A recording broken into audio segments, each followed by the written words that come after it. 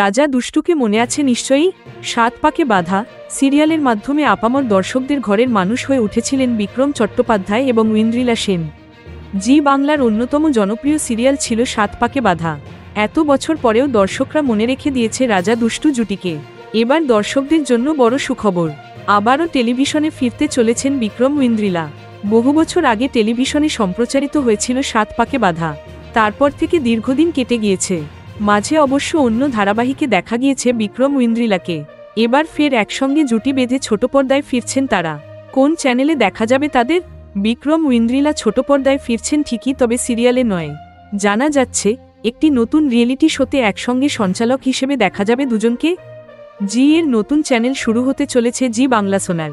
সেই চ্যানেলেই নাকি শুরু হতে চলেছে নতুন রিয়েলিটি শো ১০ দিনে ১০ লাখ। ঠিক কি হতে চলেছে এর বিষয়বস্তু? জানা যাচ্ছে বেশ কিছু মজার খেলা নিয়ে শুরু হবে ১০ দিনে ১০ লাখ। মূলত জুটিরা যোগ দিতে পারবেন এই শোতে, প্রেমিক প্রেমিকা, স্বামী স্ত্রী, দুই বন্ধুও জুটি বেঁধে খেলতে পারবেন এই শোতে।